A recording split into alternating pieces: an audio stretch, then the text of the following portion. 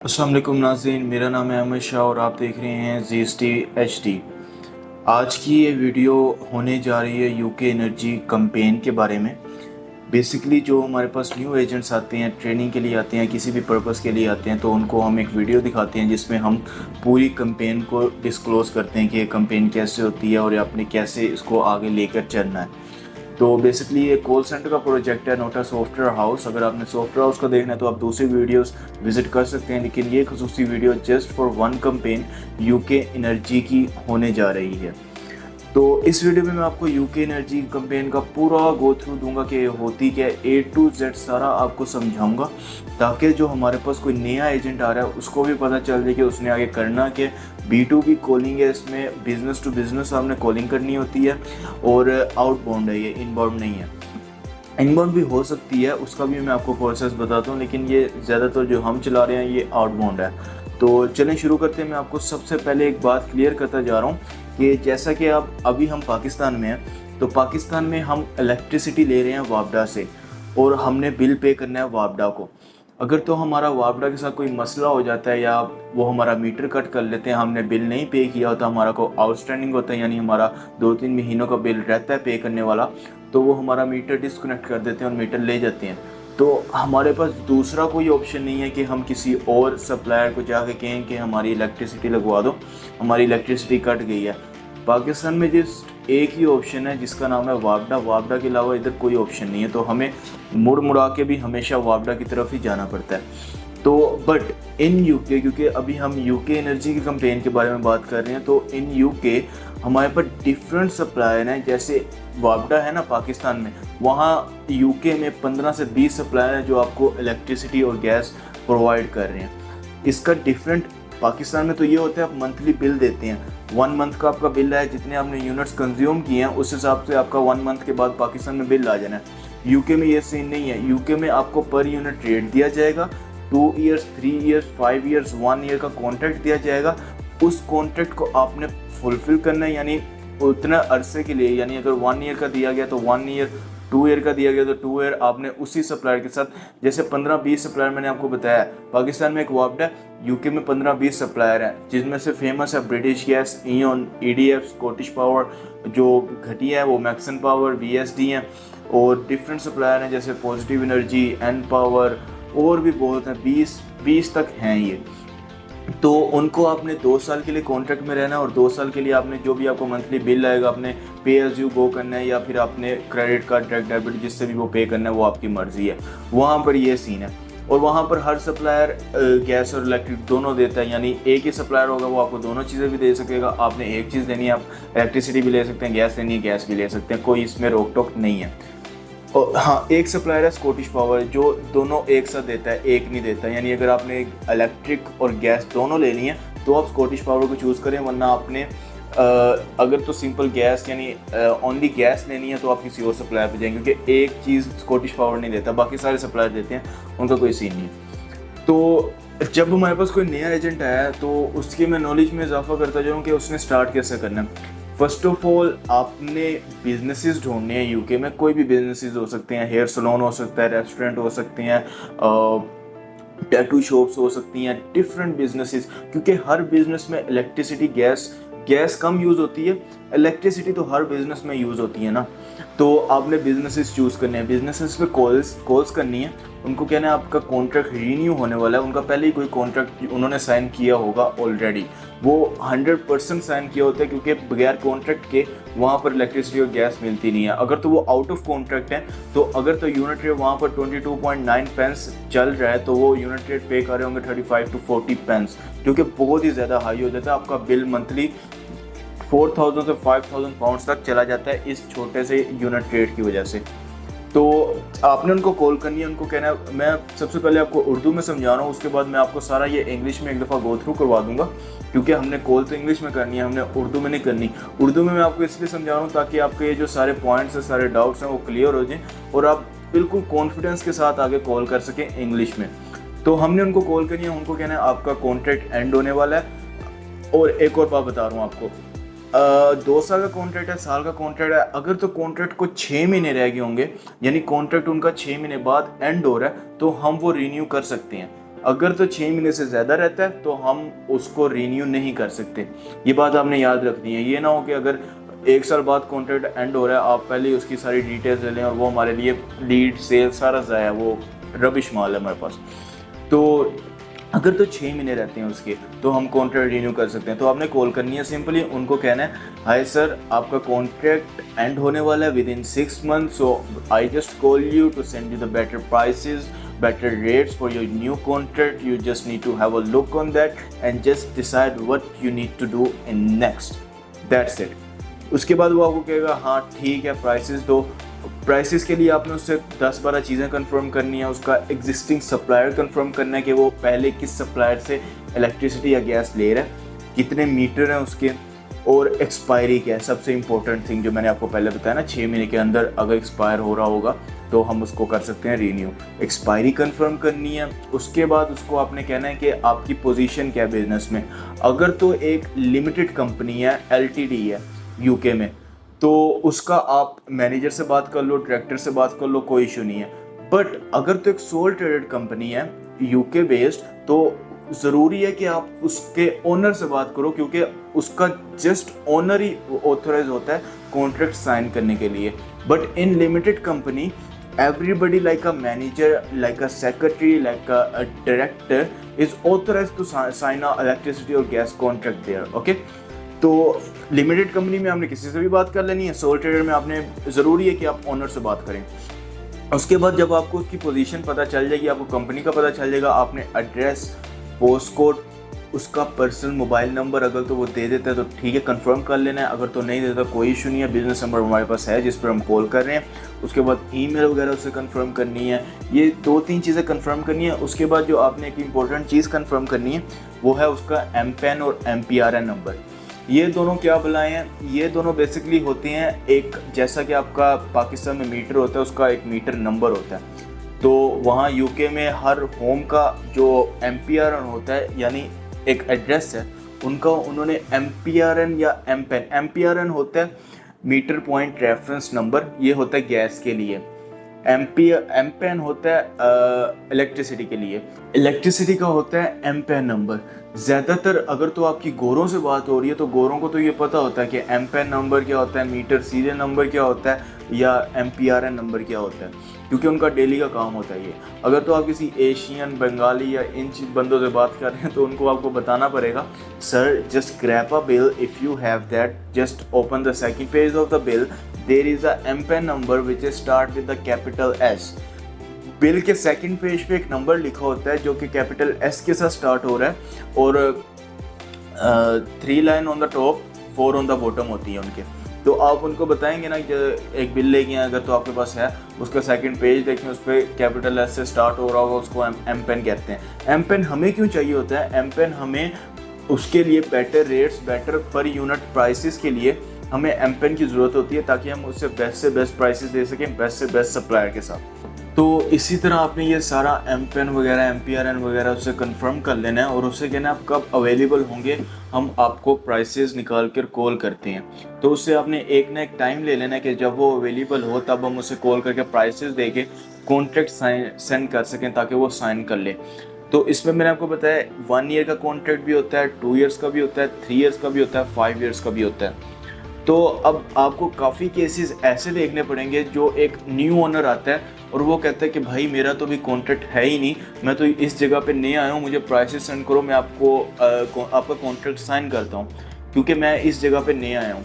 ये मैं आपको अगर अपने पाकिस्तानी अल्फाज में समझाऊँ तो हमारा कोई ना कोई शॉप है या कोई घर है, हम घरों को डील नहीं करते, लेकिन मैं आपको मिसाल दे रहा हूँ। हमारी कोई ना कोई शॉप है, हमारा कोई ना कोई घर है, उसमें हम किराएदार को एंटर करते हैं, किराएदार आता है। तो अब पहले तो बिल्स आप पे कर रहे थे, आपके यानी वो रिस्पॉन्सिबिलिटी थी, लेकिन जब किराएदार आया, बिल्स किराएदार की रिस्पॉन्सिबिलिटी हो रही है। अगर तो आप उस घर में नहीं रहते, अगर तो आपने कोई पोर्शन उसको दिया, या आप ऊपर वाले पोर्शन में रहते हैं, वो नीचे वाले पोर्शन में रहता है, या आपने उसको कोई शॉप दी है, तो जिस पोर्शन में वो रहता है उसके बिल का वो रिस्पॉन्सिबल होगा। तो सेम एज बाहर यूके में आप परमिसेस रेंट आउट करते हो या उसके नाम पे कर देते हो, तो आपको सप्लायर को कॉल करके कहना पड़ता है कि भाई मैं यहाँ नया आया हूँ, मुझे यहाँ नई प्राइसेस दो।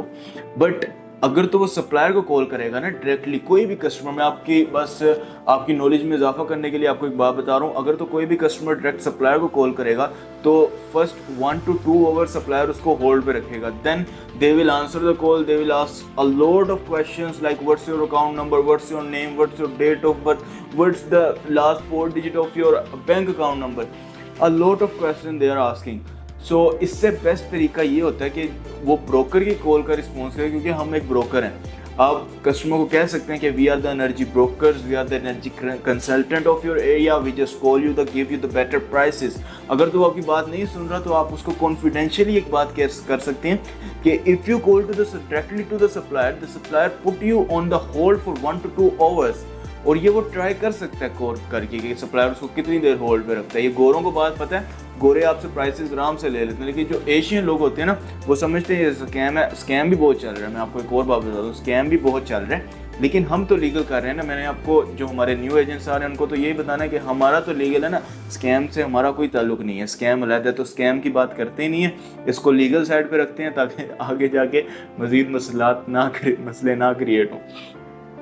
तो ये सब आपने बता दिया। अब मैं आपको एक दफ़ा इंग्लिश में गो थ्रू करवा देता हूँ कि आपने बेसिकली, क्योंकि हमने बात तो वहाँ इंग्लिश में करनी है ना, उर्दू तो गोरों को समझ आनी नहीं है।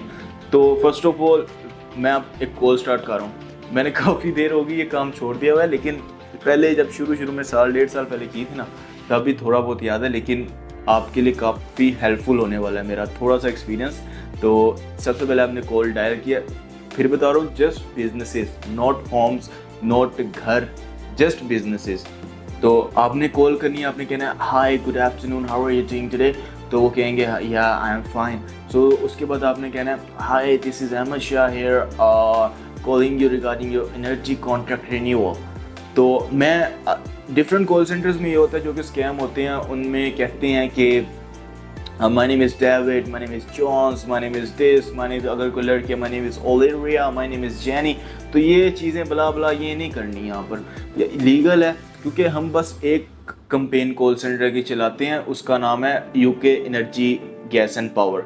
तो ये लीगल कंपेन है, इसमें ये चीज़ें नहीं है कि अगर तो आपने यूज़ करना है अपना वो नाम, कोई भी सूडो रखना है तो आप रख सकते हैं, लेकिन मैं आपको यही कहूँगा कि अपनी पहचान ना बदलें। जो नाम आपके माँ बाप ने रखा है वही यहाँ पर रखें, दूसरा रख के कोई फ़ायदा नहीं होना। जिसने आपसे सर्विसेज लेनी है उसने आपका नाम असली नाम पे भी ले लेनी है, जिसने आपसे नहीं लेनी वो आपके जॉन, जेनी, ब्ला ब्ला किसी नाम से भी खुश हो गए, कोई सर्विसेज नहीं लेगा। तो मेरी आपको रिकमेंडेशन यही है। तो मैं कॉल करता हूँ, hi this is Ahmed Shah here, how are you doing today, I just call you regarding the electricity contract which is gonna be ended soon, so I just give you a call to send you the renewal prices. How does it sounds to you? अगर तो customer अच्छा है वो कहेगा it sounds good, yeah, give me the prices. उसके बाद so sir the thing is that because it's summer, so you know in summer the prices are awesome and you need to have a look on that. I'm sure that the prices are too much awesome. So sorry for that. So sir, in summer the prices are too much awesome, but in winter the pricing are really high, so you need to sign a contract in this summer. तो जब उसको पता चलेगा कि prices आप कह रहे हैं लो हैं तो वो तो साइन करेगा कॉन्ट्रैक्ट, ठीक है। उसके बाद आपने उसको कहना है या I just need to confirm 1 to 2 things from your side, after that I send you the prices and you need to have a look on that, then we will send you the contract and you just need to sign that, okay. उसके बाद sir may I confirm your existing supplier, who is your existing supplier. अच्छा, एक और बात English में मैं आपको बता रहा हूँ, आपने उससे हमेशा तमीज़ से बात करनी है। ये नहीं कहना कि सर मैम, गोरे इस चीज़ को नहीं देखते कि आप उसको सर कह रहे हो, वो इसको समझते हैं कि कोई एशियन कॉल कर रहे हैं, उनको बहुत इज्जत दे रहा हूँ। लेकिन अगर तो आप उसको कहेंगे ना sir may I know your existing supplier, may I know your existing supplier, ये उसको हम थोड़ी सी ना वैल्यू दे रहे हैं, तो इससे वो अप्रिशिएट करते हैं और इससे आपकी बात का फ़ौरन से जवाब भी देंगे, ठीक है। उनको आपने कहना है may I know your existing supplier, who is your current supplier, and what's your may I know the expiry, when your contract gonna be expired. ऐसे ऐसे आपने बात करनी है। May I know this, may I know your email, may I know your full name, may I know your number, may I confirm your address। कुछ चीज़ें आपने उससे पूछनी है, कुछ आपने खुद से कंफर्म करनी है, ठीक है। तो कहाँ था मैं, may I know your current supplier, who is your current supplier, And sir, may I confirm the expiry of your contract, when your contract is gonna be expire? तो वो आपको एक्सपायरी बताएगा। एक्सपायर अगर तो वो 6 महीने के अंदर अंदर हो रहा होगा ना, तो आपने कहना yes sir you are eligible for the get the prices from our side, just confirm me the address और द फुल एड्रेस। अगर तो आपके पास है तो आप उसको खुद ही कंफर्म करें, ताकि कॉल आपकी ऑथेंटिक लगे, उसको ये ना लगे कि स्कैम है या कुछ भी। आप उसको ज़्यादातर इन्फो अपने पास उसको कंफर्म करेंगे ना तो ऑथेंटिक लगेगी। उसके बाद आपने may confirm what the post code, ऐसे may I confirm your full name, may I confirm your position in the business, may I confirm your full business name। उसके बाद आपने उससे कंफर्म करनी है 2 चीज़ें, may I confirm your personal number on which I contact you and give you the hands-on prices which you are looking for। अगर तो वो नहीं देता तो कोई इशू नहीं है, आप उसके बिजनेस नंबर पर कॉल कर लें, उससे टाइम पूछ लें कि किस टाइम पे आप फ्री होंगे, तो तब मैं आपको कॉल करूँ। उसके बाद आपने उससे लेनी है ईमेल। ईमेल का भी हमने क्या करना है कि ईमेल पे होता है, ईमेल का भी हमने क्या करना है कि ईमेल पे या तो सीन होता है हम कॉन्ट्रैक्ट भेज देते हैं या तो हम उसको ईमेल करते हैं प्राइसेस। अगर तो कस्टमर बहुत ही ज़्यादा बिजी है ना तो हम उसको प्राइसेस ईमेल करते हैं, वो ईमेल पे चेक करता है, हमें ईमेल पे रिस्पॉन्ड करता है, फिर हम उसका कॉन्ट्रैक्ट साइन करवाते हैं। तो ईमेल भी आपने ले लेनी है। ये सारी चीज़ें लेने के बाद MPAN sir do you have bill near by you, please grab it for me, I just need to confirm 1 to 2 thing from your side. या I just grab the bill, just tell me what you want from my side. उसके बाद उसको कहें या just open the second page of the bill and just there is a MPAN number which start with a capital S, 3 lines on the top and 4 on the bottom। So वो आपको confirm करेगा, उसको thank you so much sir, I will send you the prices right soon, you need to have the look on that and if you want I give you a call and if you want I give you a call after half an hour and you just have a look on the prices, I will give you, and then if you agree on the prices, if the prices are handsome and cheap for you, then I will send you the contract, you just need to sign that and we will secure you with a better rate for the next 2 years। Thank you so much। तो ये सारी script थी, बहुत easy scene है, इसमें कोई rocket science नहीं है, कोई इतना आपने दबल्ला नहीं करना, सिंपल काम है। सिंपल आपने कस्टमर को ग्रैब करना है। यहाँ पर पहले एजेंट्स बैठे होते थे, एक एजेंट 40 सेल्स निकालता था। मेरा इस प्रोजेक्ट के साथ ज़्यादा लेना देना तो नहीं है डायलिंग वगैरह के साथ, लेकिन क्योंकि अभी मेरा जो काम है वो सॉफ्टवेयर हाउस की तरफ आ चुका है, तो ये जो कॉल सेंटर की कंपेन है ये वीडियो मैंने बेसिकली उन एजेंट्स के लिए बनाई है जो कि नए आ रहे हैं, जो कि ट्रेनिंग पे अभी, तो उनको इस वीडियो से काफ़ी हेल्प हो सकती है, क्योंकि इसमें मैंने वो सब कुछ बताया जो कि मेरा एक्सपीरियंस था, जो कि मैंने धक्के खा के सीखा था, जो आपको ऐसे ही पता चल रहा है। तो यही सारा सिनेरियो है और वो हलवा काम है, बिल्कुल ईजी सीन है। AC के नीचे आपने आके बैठना है, कॉल्स मिलानी है। अब एजेंट वही होता है जो 10 कॉल्स करके लीड निकाल ले या सेल निकाल ले, वरना मैंने ऐसे लोग भी देखे हैं 300 नंबर भी डायल करते हैं, एक सेल नहीं होती, एक लीड नहीं होती। तो अक्लमंद वही है, थोड़ी सी एफर्ट करके अपना गोल अचीव कर ले, वरना अगर आप लगे रहोगे, खोतों की तरह लगे रहोगे और कुछ भी अचीव नहीं ना कर रहे, तो कंपनी को आपका कोई फ़ायदा नहीं है। तो कंपनी आपको सीधी तरह एक ही बात कहेगी, we have a good time with you, okay अल्लाह हाफिज़, दैट्स इट। तो कम से कम एफर्ट के साथ ज़्यादा से ज़्यादा अपना गोल अचीव करें। और किसी भी अगर आपको इसमें कोई भी और इशू पेश आ रहा हो एनर्जी के कंपेन में, तो आप नीचे कमेंट कर सकते हैं, I will absolutely reply your comment. Okay, तो अभी के लिए इजाज़त दीजिए, मिलते हैं किसी और वीडियो में। अल्लाह हाफिज़।